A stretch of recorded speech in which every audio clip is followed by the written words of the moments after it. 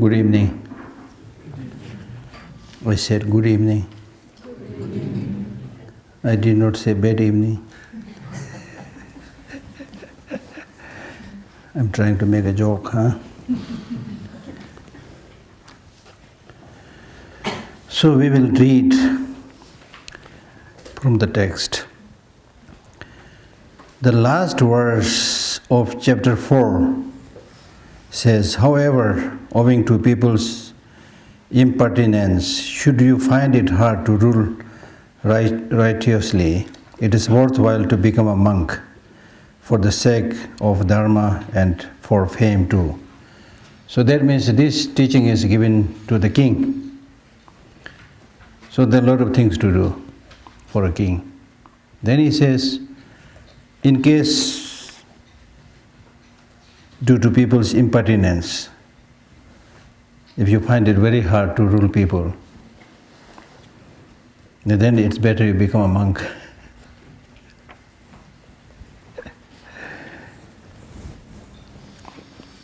That means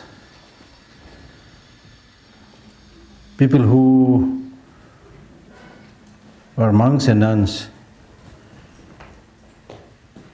they think I wish I have married.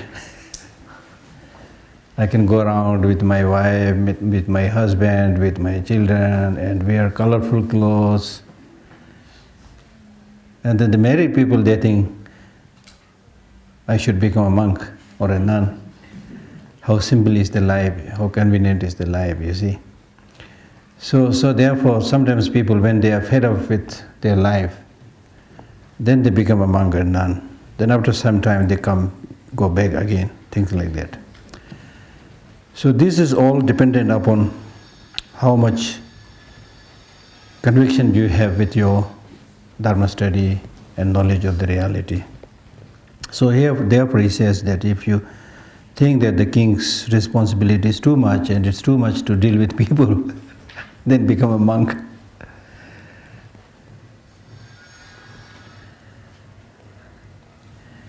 Then in the chapter 5 he is saying that the title of this chapter is called Deeds of Bodhisattvas, which basically means that whether you're an ordained bodhisattva or a lay bodhisattva, these are things that you should do. The lay householder should also practice all this.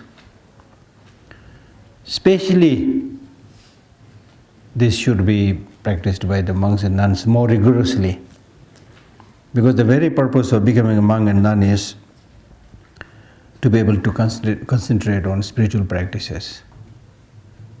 Right? It's like going to a school. When you go to school, wear the uniform, that means you should study. So it's a similar idea.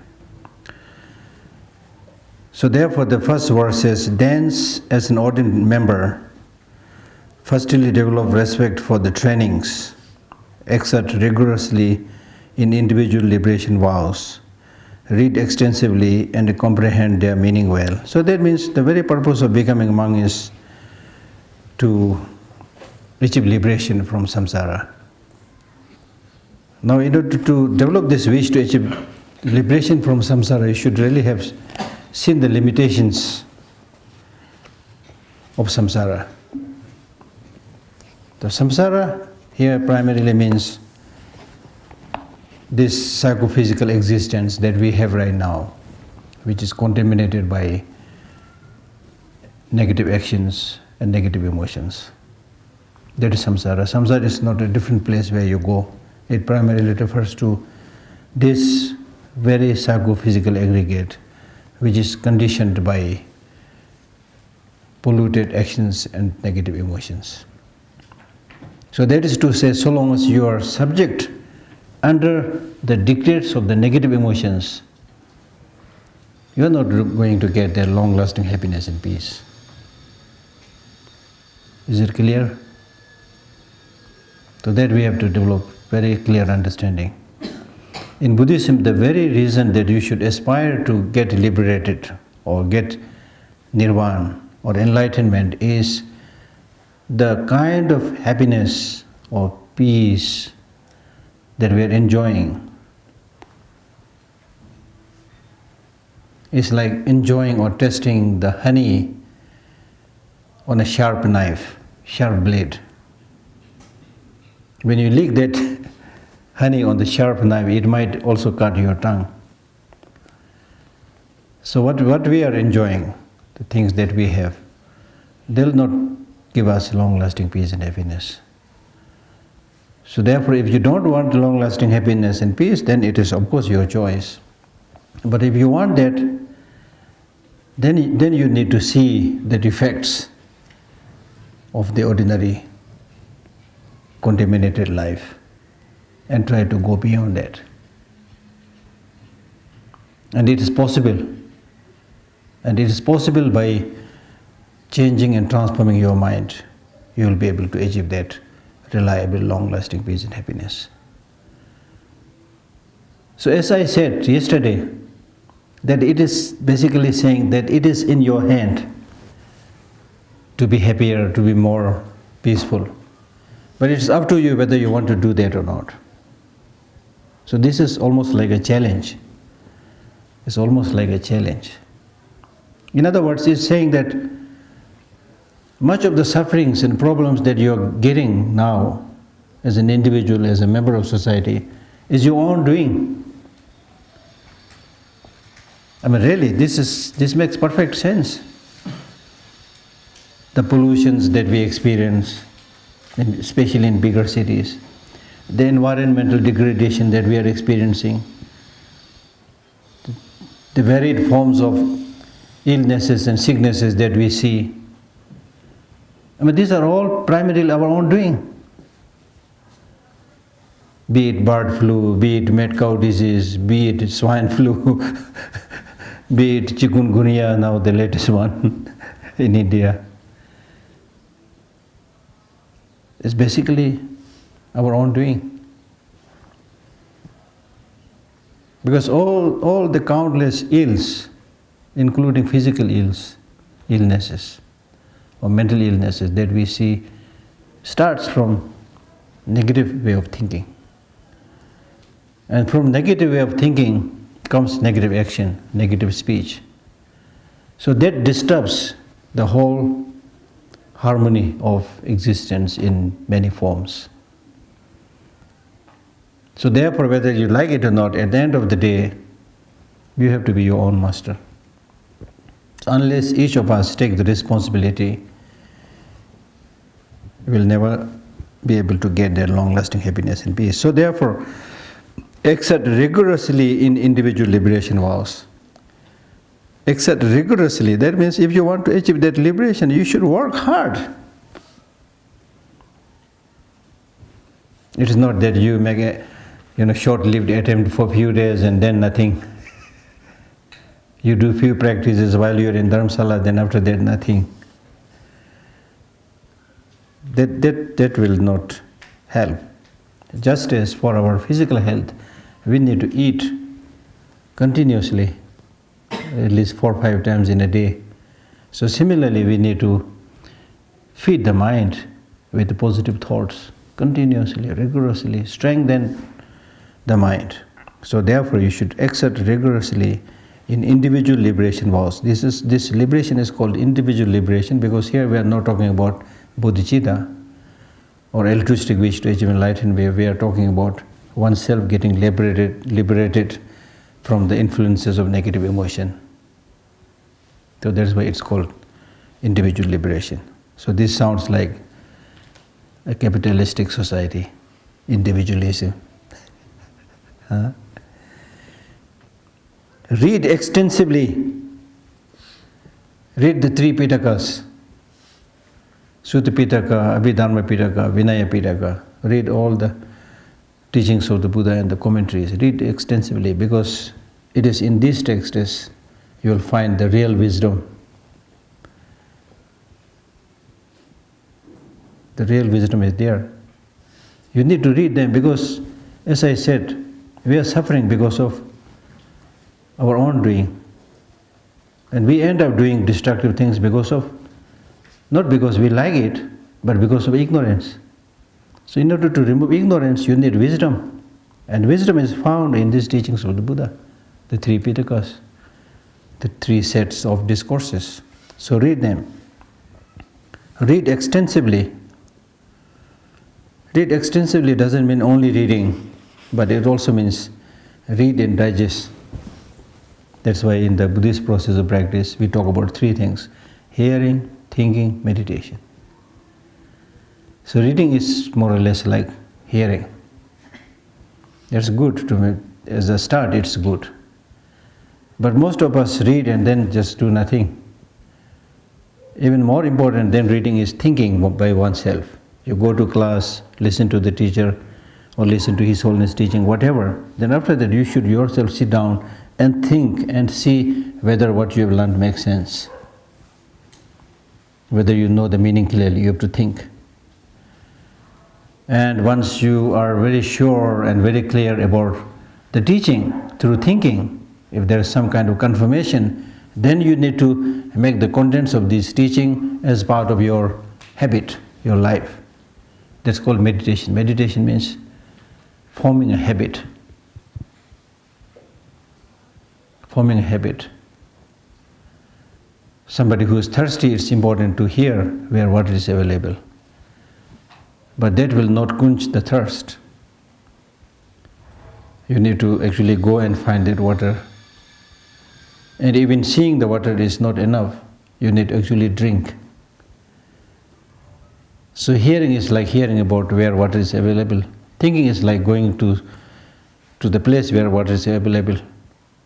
Meditation is actually drinking the water. So unless you actually drink the water, simply talking about, like in one book it is said that it is better to eat an apple than read a whole book about apple. For your health, it is better to eat an apple than read a whole book about apple, how delicious it is, how nutritious it is. Unless you eat, you won't get the benefit of that apple. Okay? So therefore, one has to digest it and then make it part of one's life and comprehend their meanings well. That means the meaning is not easy to understand. You should really, because we are talking about subtle realities like impermanence, bodhicitta or shunyata. You need to understand this clearly, because for many people, we are not talking about ordinary day-to-day words. We are talking about those emotions, those values which ordinary people hardly talk about. So therefore it will take time to understand them. So therefore comprehend their meanings well. Okay?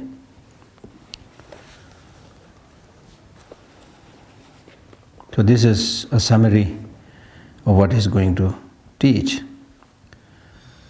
So he's basically saying that when you give up your kingdom and get ordained, then the first thing that you should practice is the practice of morality.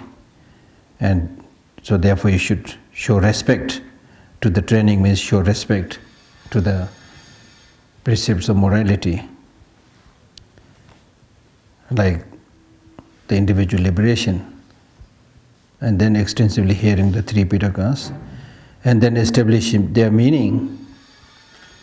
That means you should focus on the meaning, and you should completely know what is to be adopted. Okay. Second verse, thereupon remaining aware of the minor faults, eliminate the basis of faulty actions. With effort, identify the precepts that are widely known as the 57. Thereupon remaining aware of the minor faults. Even if it is a minor fault, don't think it will not harm you. Even if you take small poison, it will kill you. So similarly, even if it is a minor fault, don't ignore it. Make sure that you don't commit such minor faults. That, in other words, you should know the details of what is to be discarded and what is to be adopted. So here in this case, he speaks about the 57, which deals with the different negative emotions which must be known. with effort identify the precepts. So again he's using the word with effort. If you don't make an effort, you will not understand them. So that means you should know the faults, and those that must be eliminated, you must eliminate them. And especially here he speaks about 57 mental factors that must be eliminated, and you must definitely know them, and then more importantly eliminate them. Then he starts giving a more detailed explanation of each of these 57 mental factors, of 57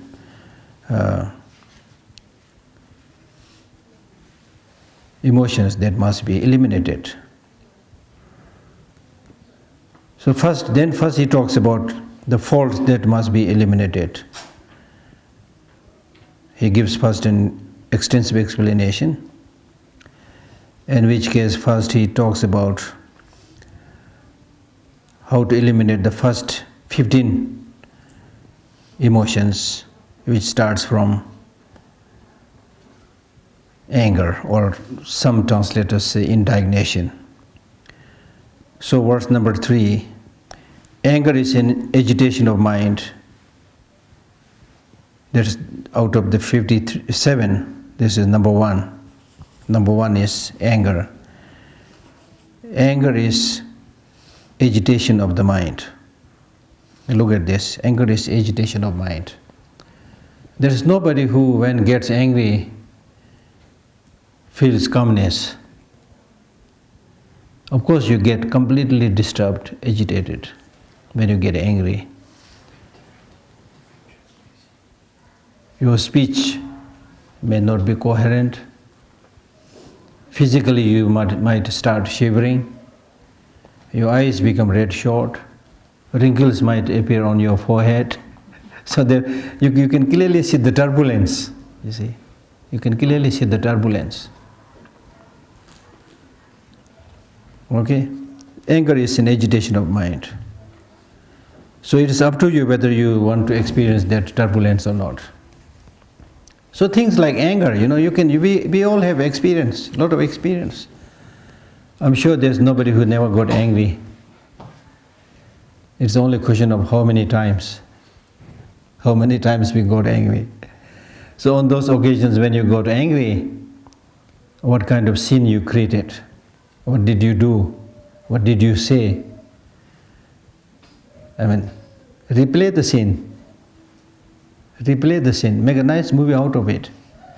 You are the main actor or actress, Then you will find out whether it was really good or something you would like to repeat or not, based on one's own personal experience. It's important to relate it to one's own personal experience. No amount of teaching will help you unless you relate it to your own experience and then come to a conclusion that yes, that was bad. I should not repeat it. And you don't have to repeat it. So that is called Dharma practice. But if you simply read about anger and then continuously get angry, no point reading about anger. Anger makes you disturbed, agitated, turbulent. Anger shortens your life. There is a clear scientific data that anger, many of these negative emotions like anger, they consume our energy. The more you get angry or the more you develop strong negative emotions, the more they consume your positive energy and make you weak. And let me explain this to you right at the outset, the difference between negative emotions and positive emotions. The negative emotions, they don't have a solid foundation. It means they don't have reason. And normally people who have no reason, then they get angry. If I'm right, I have a lot of reasons to explain why I did this or that. I don't have to get angry, I can explain. Don't get angry, don't get angry. I'll explain this to you. I'll tell you why I did this. Don't get angry, you can say things like that. But if you have no reason, then the only thing you can do is get angry and take out your gun. You see? So anger, like these negative emotions like anger, number one, they have no foundation, no reason to support them. Number two, these negative emotions, they are narrow-minded. They don't have a wide vista. You see, when you get angry, you need a target. It's different from loving kindness. When you develop loving kindness, you have that loving kindness to everybody. It is expansive. It's open-minded. When you develop negative emotions like anger, it is suffocating. It is narrow. It needs just one target. This is the person who did this to me. I must eliminate this person. I must eliminate this person. See? Similarly, when you develop a strong desire attachment, I love this man, I love this woman. She is the only woman or the only man, things like that. You need to confine, you want to confine to just one person, you see. Amazing. And without this person, I'm going to die. That's the famous statement that we make, you see. And actually you can see how silly you are, how stupid you are. Loving kindness says love everybody. Ordinary attachment love says I can love only this person.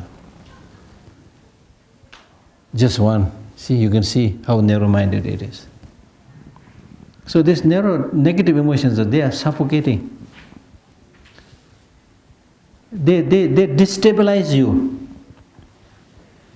When you develop positive emotions, it makes you strong, stable, your feet firm on the ground, compassion, love, firmly on the ground. When you get angry, you are agitated, that means it destabilizes you. You become weak, you become vulnerable. And when you develop these negative emotions, evil spirits enter you. People will bully you. People will look down upon you. Physically, you become so weak that you will not be able to digest food. And you will not be able to sleep. So you can see clearly, these negative emotions, they have only one work, only one job. The only job is to completely destroy you. They have no other work. So therefore these negative emotions are really the sworn enemy. And the bad thing is that these negative emotions are not outside. It's not like the external enemy. If it is an external enemy, even if the enemy is horrible, but still you can run away from that enemy. Or you can fight. Or you can say, please excuse me, spare my life, I'll do whatever you do. The enemy might spare your life. It might become even your good friends. But the negative emotions, the more you submit to them, the more they will take advantage of you. Like anger, for example.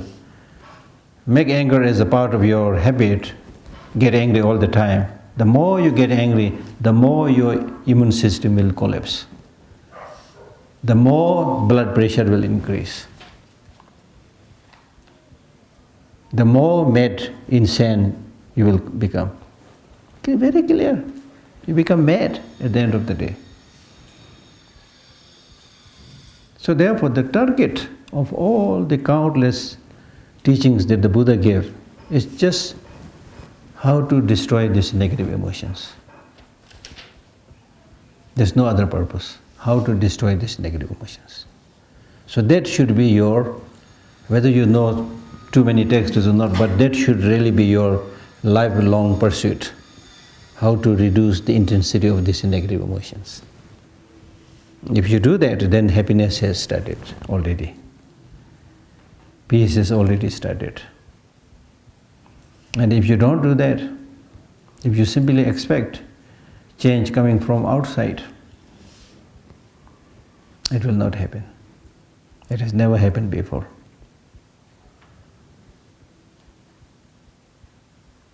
So therefore it is important to understand these basic realities, basic facts. And there is an urgency in this practice. Urgency. Because this kind of practices of eliminating negative emotions and cultivating positive emotions, only human beings can do, not other animals. Only human beings. Now among human beings also, how many are there? Not many people talk about destructive emotions. Not many people talk about developing the highest altruism to become Buddha for the benefit of all sentient beings. Not many people talk about developing wisdom that discerns the reality and uproots the ignorance.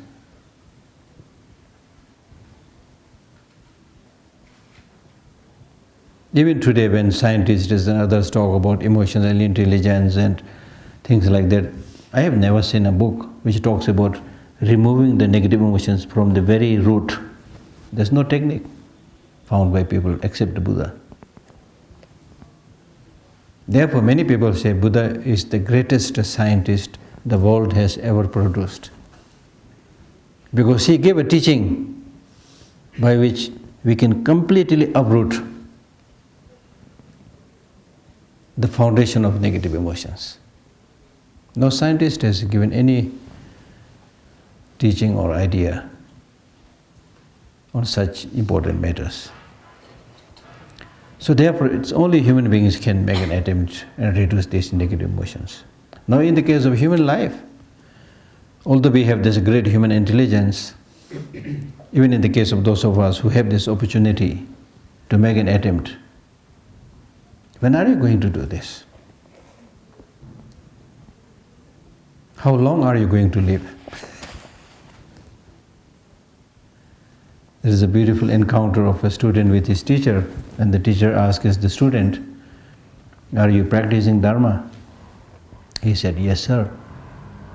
Then the teacher scolded him by saying, "Don't tell lie. I've seen you sleeping the whole night and getting distracted in the day. So when do you find time to practice Dharma?" It's absolutely true, you see. So life is short. There's not much time. It's very urgent. Then there is definiteness of death, indefiniteness of time of death. Death can come anytime. Therefore, to think that I have time is an illusion. You don't have time. Tomorrow or next life, which will come first? It's not sure. Just like this light which just went out without advance notice, you know. So we have so many examples of such happenings, you see. So therefore, while we have the opportunity, while we have the time, it is important to have a clear understanding of this and start the great job of weakening and reducing the intensity of these negative emotions. So that's what I want to explain right in the beginning, in the case of all the negative emotions. So anger is in agitation, the number one emotion. Anger is in mental disturbance or agitation. Second, resentment is semblance. That means resentment is something that is related to anger. When you get angry with something, then after that you continue to remember that wrongdoing of that person and hedge it in your mind, maintain it in your mind, which is worse than anger. Even if you get angry, pick a fight, then after that if you forget, it's better. But if you maintain resentment, keep it in your mind, it's very serious matter. So second is the resentment, is it semblance, means it's something related to anger. Third is concealment. Concealment is hiding one's bad qualities. One's bad qualities. There's nobody who wants to make a declaration of one's bad qualities. We all try to hide, you know. Why do we hide the wrongdoings? We hide the wrongdoings because we want to portray and show that I'm a good person. It's such an interesting thing.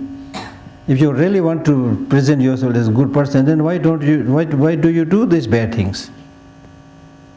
So there is a duplicity.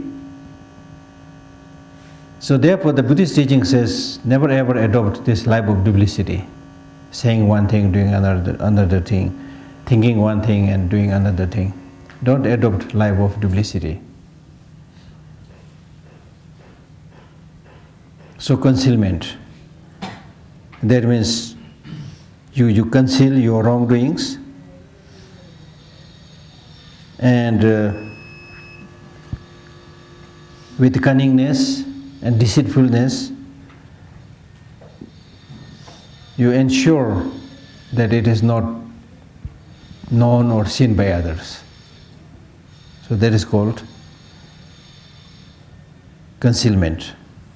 So that means whenever all of us do something wrong, and having done something wrong, then it's better to reveal it, or at least in front of a Buddha statue or somebody. Just say it, that I made this mistake, forgive me, I will not repeat it, things like that. Or at least you don't pretend what you're not. Even if you have done something, which we all do, but then having done something wrong, don't pretend that you're perfect, you're good. Okay?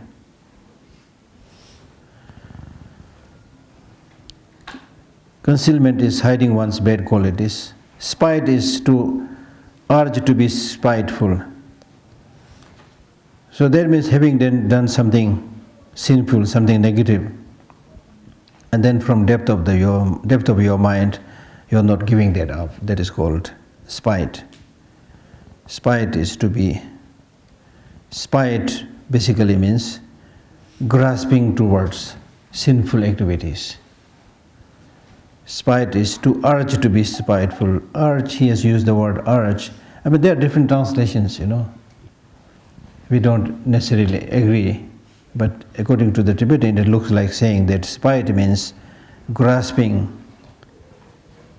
or having attachment to sinful activities, the negative activities that you do, and then you are not able to give it up, you hang on to it, you develop obsession with it, attachment with it, that is called spite.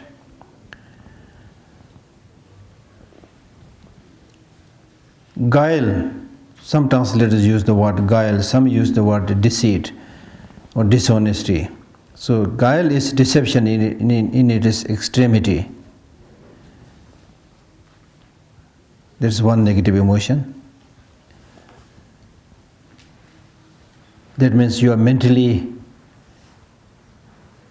cunning, that you have a habit of cheating others. That's called dishonesty or guile. Is deception in its extremity. In its extremity means totally deceiving others. The next is deceit, is mind's deception. Some translators use the word dissimulation. Dissimulation.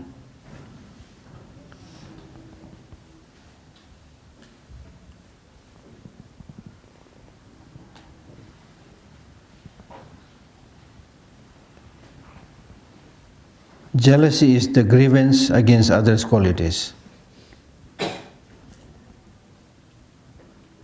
Jealousy belongs to attachment, and because of attachment to material offerings or respects, when other people get similar respect and material findings, you are unable to tolerate it. That's called jealousy. If your neighbor, for example, if you want to buy a Mercedes car, but you didn't have enough money, but then you find your neighbor has already bought a Mercedes car, then you feel unhappy. That's called jealousy. You're unable to tolerate others' prosperity, others' success, because you are longing for such prosperity and success. Miserliness is the fear of giving. Fear of giving. That means there are people who don't want to part anything. They fear losing anything, so they tightly hold on to something. That's called miserliness. Tight-fistedness. Tight-fistedness. The reality is that sooner or later you have to give up everything. When you die, you have to give up everything. Therefore, many of the Buddhist teachings, they say that now when you have the freedom, now when you have the choice, practice generosity, practice charity. Now if you don't do that, at the time of your death, you have to leave everything behind. Okay, at that time, even if you say, okay, I'm dying, I'm going to leave everything, that doesn't make sense because you have to leave. There's nothing else you can do. So that's not called giving. It's not called giving. So it's important to, a very simple practice of giving is all of us, I'm sure, all of us have something to give to others. There are many people who are much, much more in need than us. So you start giving. In the beginning you may not be able to give, but when you start practicing, then gradually you will pick up the habit. And I always remember the story of a famous Tibetan teacher who right in the beginning was so stingy that he was unable to practice any giving. And then he realized his stinginess. Then he said, I must change this habit and practice giving. But still he was not able to give anything to others, so he picked something in his right hand and gave it to the left hand. Then picked up something by the left hand and gave it to the right hand. And then gradually he became such a great practitioner of giving, and he became a great master. So like that, okay? And therefore many teachers, they say, I will not talk about the benefits of giving, but I will talk about the disadvantages of holding. I will not talk much about the benefit of giving, but disadvantages of holding. How much you need? How much you want to collect in your small room? You see? On the one hand we say, I don't have much money, but then we keep on buying all the junks, Then start collecting in our small room where you hardly move, able to move, So, it's not good for your health and life also. So practice giving. Miserliness is the fear of giving.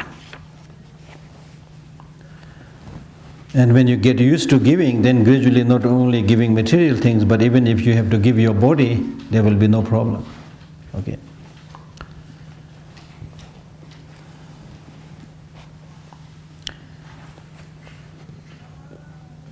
Shamelessness and inconsideration is to be unconcerned towards self and others. So that means having no shame means in relation to yourself. If you do certain things which is not appropriate to your stature, for example, if you're a monk, there are certain things the monks should not be doing. If you do that, then you are not considering yourself, who you are. So that means you are a shameless person. Now if you do something that is improper, which is bringing down the reputation of His Holiness Dalai Lama or Tibetan people or my parents, but if you don't care or don't consider about others, that's called lack of consideration for others. There is no proper English term for this Tibetan word, which is called telmeba. Okay? So, having no consideration for others. Arrogance is to show no humility. Arrogance is, that means you don't bow down to your teachers. You don't bow down to others because you're arrogant. An arrogant person's head is always in the air. Good morning. See, we have this English saying, pride goeth before a fall. When you're arrogant and proud, then that pride and arrogance will go when you fall. That means you will fall. Because when you go with your head in the air, you're not looking at the road, and you might trip and fall. Then your arrogance goes, you see. And many great Buddhist teachers, they say that if you're arrogant and proud, you're not giving any space for developing higher qualities. And many of these great masters, they say that you should yourself look whether the beautiful green grasses and flowers, they grow on the top of a mountain, exposed top of a mountain, or down in the valley. The beautiful grasses and flowers, they grow down in the valley, not on the exposed top of a mountain. So if you become proud and arrogant and act like an exposed top of a mountain, knowledge will not grow. But if you practice humility, then like the valley, there is possibility for you to grow the beautiful flowers of knowledge and qualities. Because when you become humble, you become receptive, you open up, you listen to others. So generally speaking, it is better to listen than talk. Because when you talk, for example, I'm talking right now, when I talk, I'll be talking what only I know. But if I listen, I'll hear many things that I don't know. So you should prefer listening more than talking. Listening is more important than talking. Because in the Buddhist teaching also, it always starts by saying, listen to the Dharma carefully. There's not much where it says, talk about the Dharma. Not so much. Then also look at our physical feature. We have only one mouth, 2 ears. That means listen more, talk less. But we don't listen, we talk, you see. So if you talk, you're continuously talking the same thing that you know, which I unfortunately do, you see. So arrogance is to show no humility, while aggression is a thought-induced aggression. This is a new mental factor which is explained in this precious Garland and not in other texts.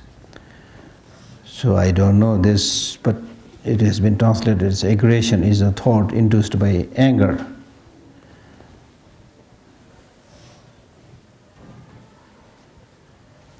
So aggression basically means it's like preparation for doing harms out of anger.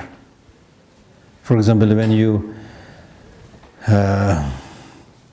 physically move and your facial expression changes out of anger, then you are starting to harm others. That's the meaning. Aggression here means that out of anger, your facial expression changes. Your eyes become red, you develop wrinkles on your face, your hands start shaking, you see. So that's called aggression in this sense.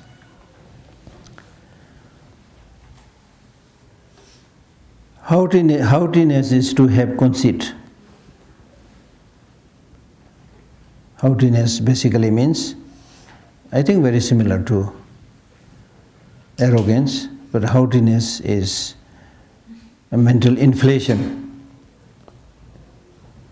Inflation means the inflation may be due to your wealth, and maybe due to your name, maybe due to your fame. When you have fame, name and wealth, then you get inflated, just like a balloon. The more the balloon gets inflated, the more risk is to burst. So haughtiness or inflation, mental inflation is also not good.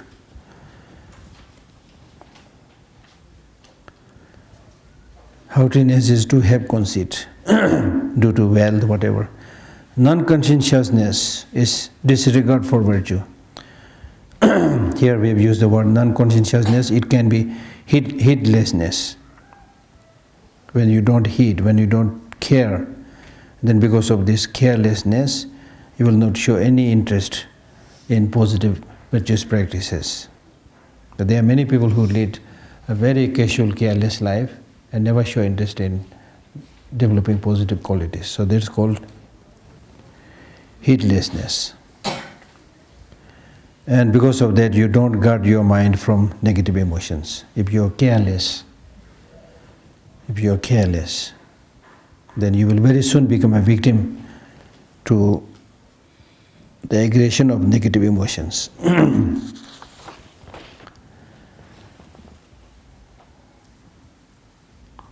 The next is pride. Pride is of 7 types, which I shall explain them here.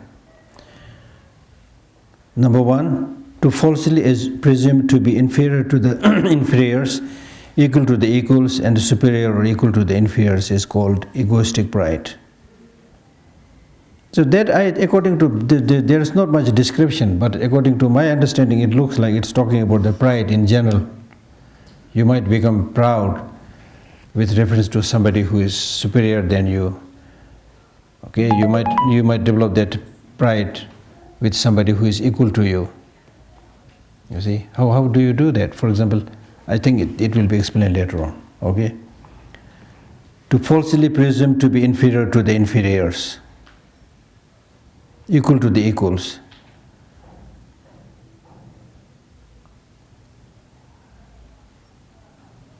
Superior to or equal to the inferiors is called egoistic pride. That's number 1. Number 2, misconstruing oneself as superior or equal for any quality is pride of superiority.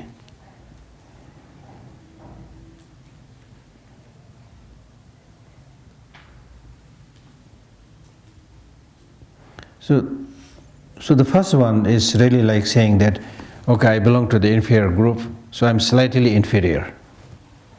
I'm inferior, yes, I'm inferior to that person, but slightly. That means you still maintain that pride. Okay? I'm a little bit inferior to those who are equal to me. That means you're not very low.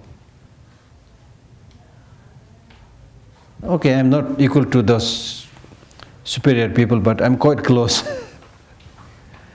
So the pride can come in many forms, you see. That's why we see some people who hardly have anything, but they are very proud. Due to whatever be the reason.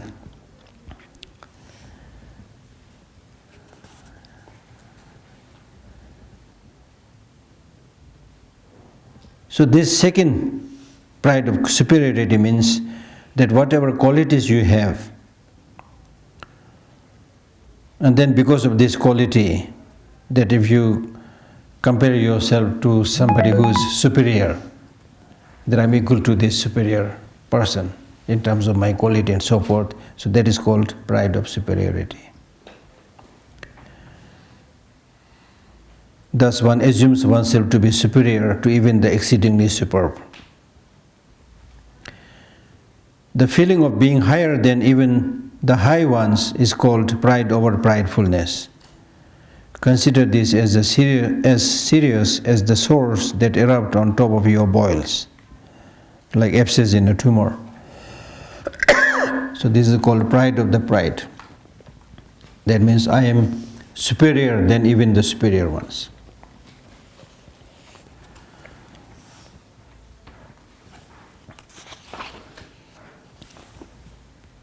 The 5 aggregates known as the thoroughly acquired are all in fact empty. To apprehend them as I through sheer ignorance is called egoistic pride.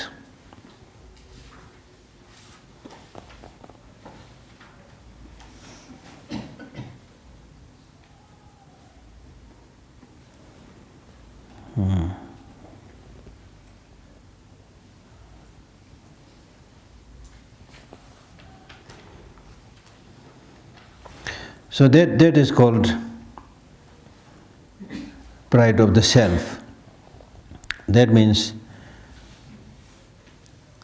the 5 aggregates, the 5 psychophysical aggregates, which are known as the thoroughly acquired. That means these 5 psychophysical aggregates that we have are acquired through contaminated actions and negative emotions. And these 5 psychophysical aggregates will also become a cause for acquiring similar contaminated psychophysical aggregates in the future. So therefore they are called thoroughly acquired ones. Now if you look at the nature of all these 5 psychophysical aggregates, they are all in fact empty. That means none of these psychophysical aggregates have inherent independent existence.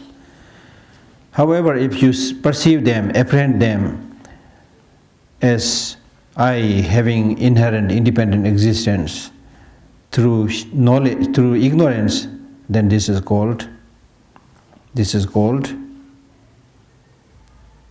pride of the self.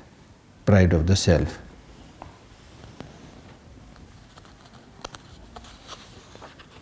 Because when you develop, for example, when you develop this feeling of I, okay, what are the basis on which you, with reference to which you develop this grasping of the I? You develop this grasping of the I with reference to primarily your psychophysical aggregates, out of which the main thing is your physical aggregate, because you see this body and then you develop this notion that, okay, I'm here.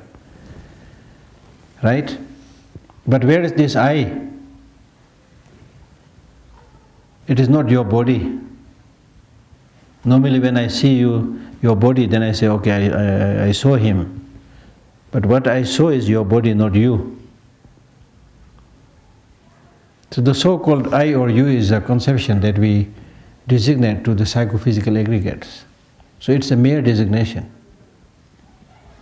Now once you understand that this is a mere designation, then there's no point you develop so much grasping, craving and arrogance to oneself. It's a mere designation. It's a mere designation. Like I call this a book. I don't call this elephant.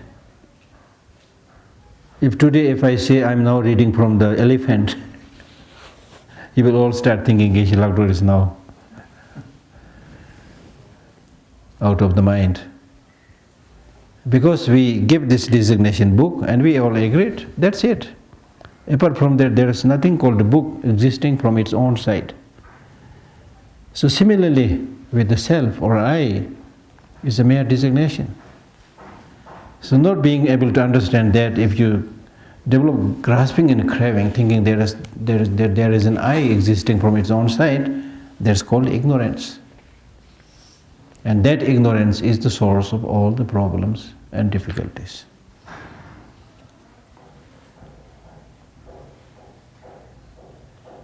Okay?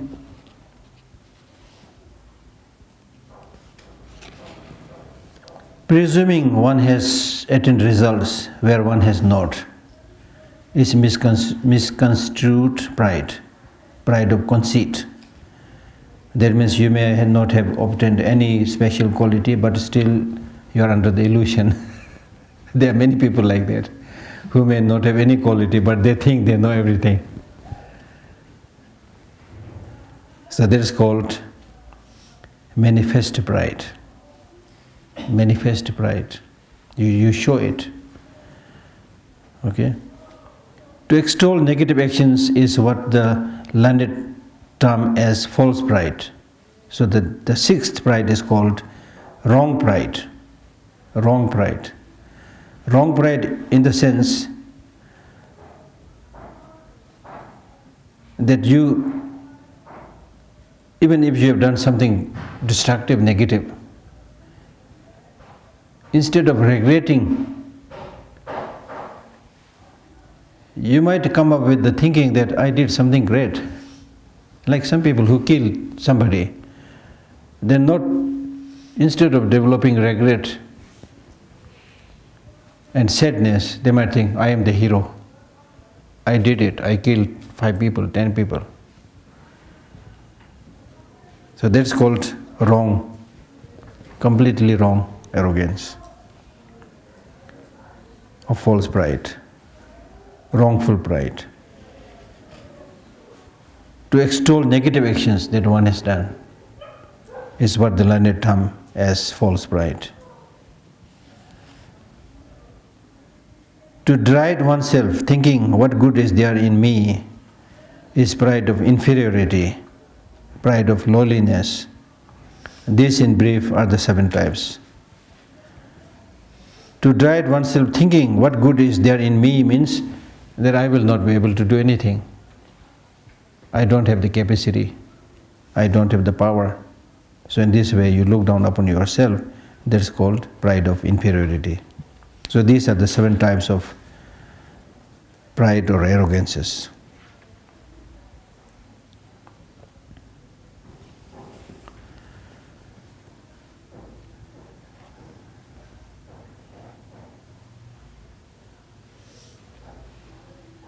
Then it starts, I think, the 5 wrong livelihoods. Pretension is to restrain the senses that crave for offerings and respect. You can use the word pretension also, it's hypocrisy.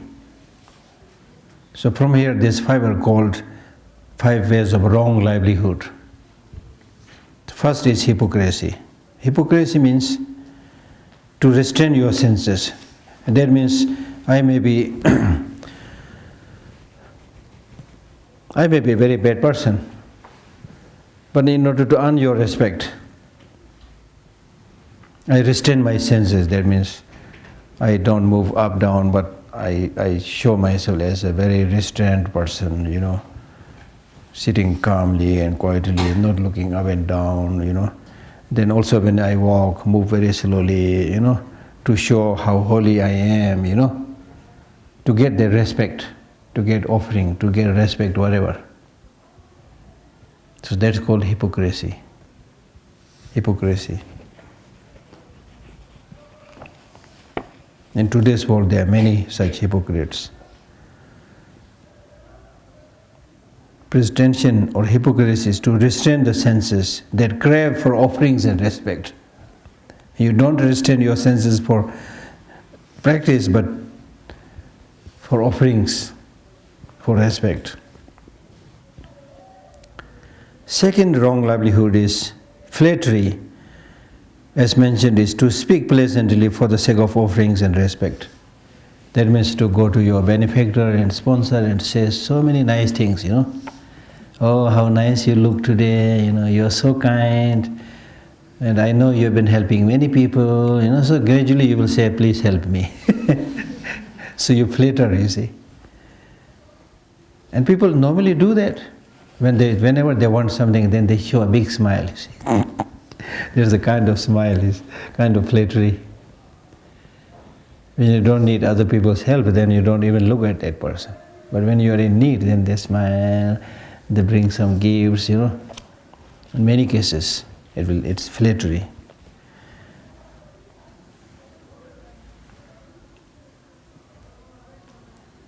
Flattery, as mentioned, is to speak pleasantly. You speak very softly, very sweetly. How young you look, how good you look, huh?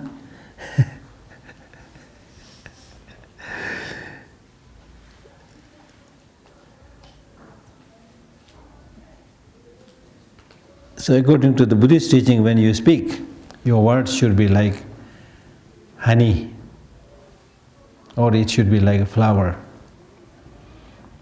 It should not be like a filth. So this is a hypocritical softness of the speech. Okay?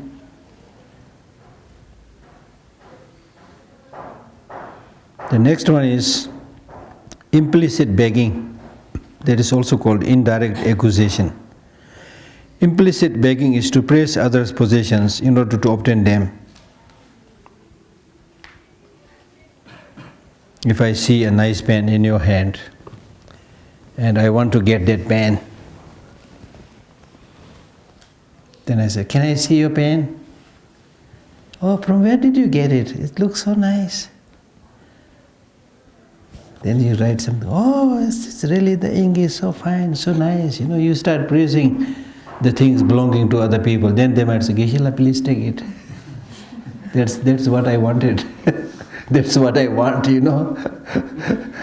So when somebody praises your things, be careful, huh?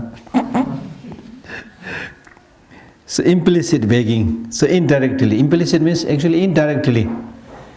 Indirect begging it is called. You don't ask that person, please give this pen to me.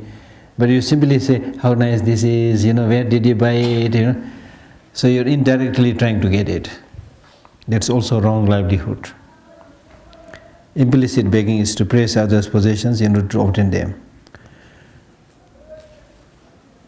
Next wrong livelihood is coercive misappropriation, is to decide to deride others brazenly in order to obtain the wealth.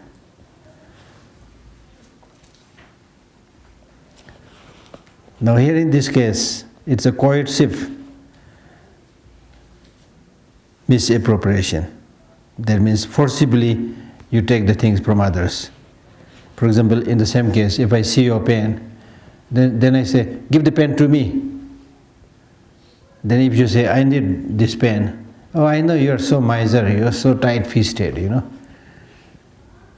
And then, to show that you're not tight-fisted and not miser, you'll give the pen, you see.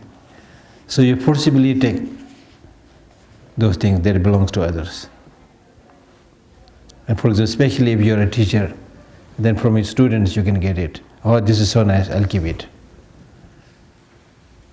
There's forceful taking of, forcibly taking things that belong to others. That's wrong livelihood.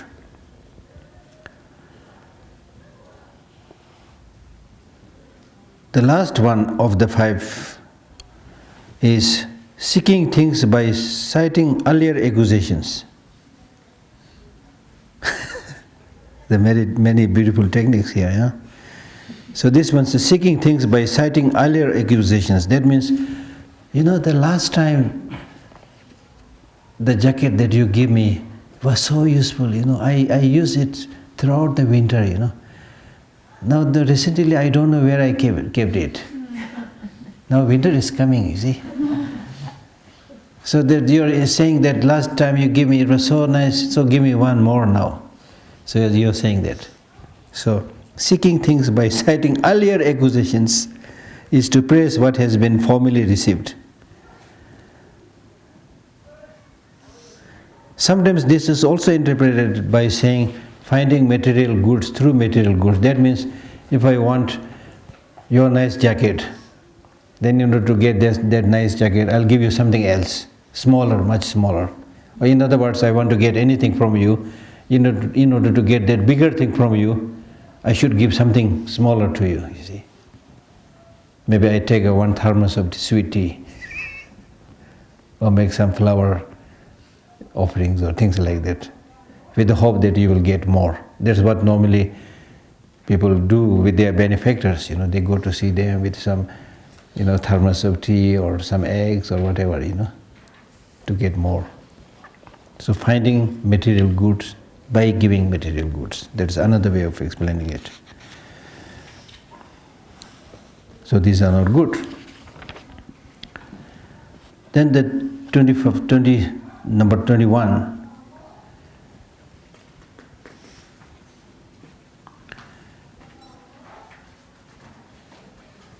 Criticism is to reiterate each and every mistake of others. So this is also very improper.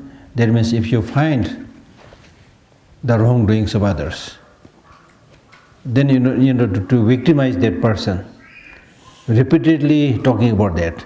I remember last time you did that, you made a big mistake. Then after a few days, again you continue. Many aristocrats in Tibet, they do things like that. I think many politicians do that.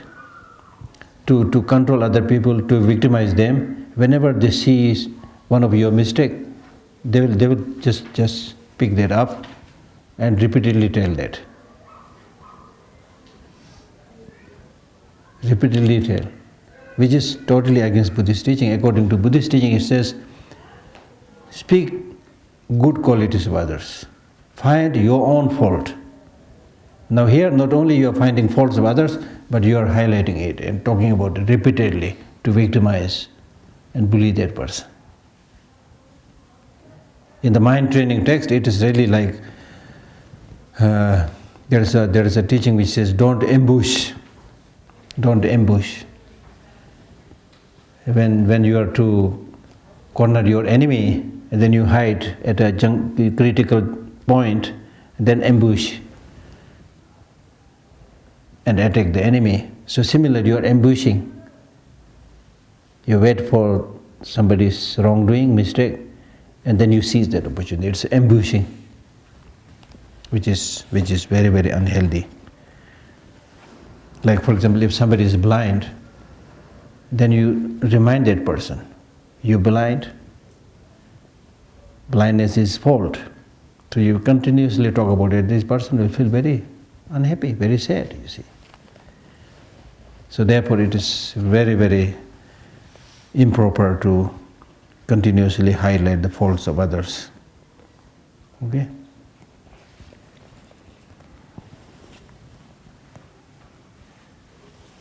So criticism is to reiterate each and every mistake of others. Timidity is induced by frailty due to lack of self-evaluation.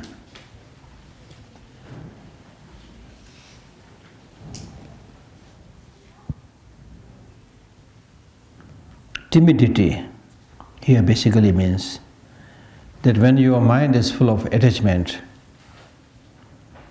then you will not be able to make any effort in doing spiritual practice. As I said earlier, when you develop any of these negative emotions, you become weak. For example, if you are somebody who is obsessed with many things, have attachment with any things, then you become timid. You become weak. So timidity is induced by frailty means weakness, due to lack of self-evaluation.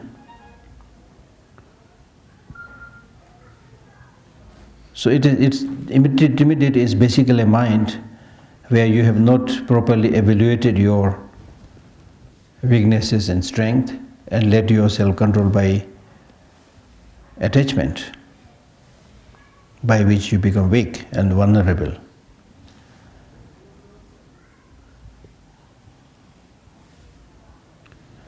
Obsession for undesirable things is, whether you use the word obsession or clinging, is for undesirable things, is for the indolent ones.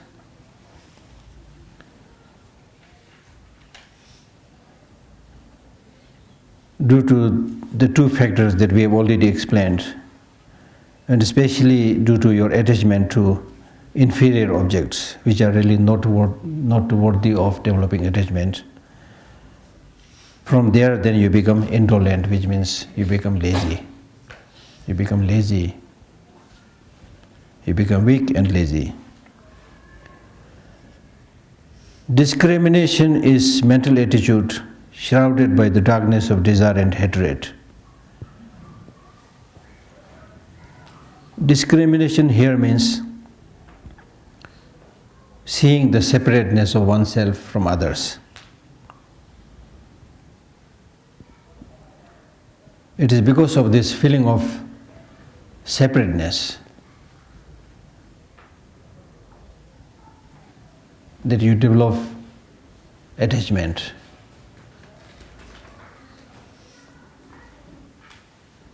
Hatred and ignorance. Meaning that it is based on this biased attitude, with the thinking that this is me, this is others, this is me, therefore I must take care of myself, I must develop attachment. this is not me, this is others. So it's not my responsibility to take care of them. Instead, I should ignore them, develop hatred. So it is because of this feeling of disconnectedness,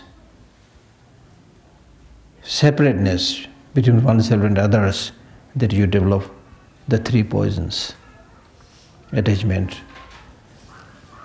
hatred, and ignorance. Discrimination is mental attitude shrouded by the darkness of desire and hatred. Not subjecting anything to a mental consideration is explained as indifferent of attitude. So 25th is called having no view. Having no view means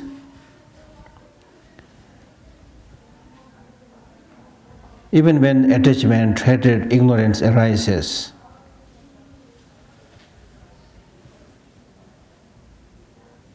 not subjecting anything to mental consideration means when hatred, ignorance, attachment, when these things arises, you don't subject it to mental consideration. That means you don't analyze them, how destructive they are.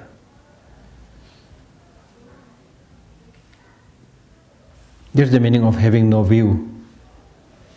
That means, it is critical to analyze them because they are destructive. But if you maintain a lukewarm attitude and maintain this insensitivity, then that is called having no view.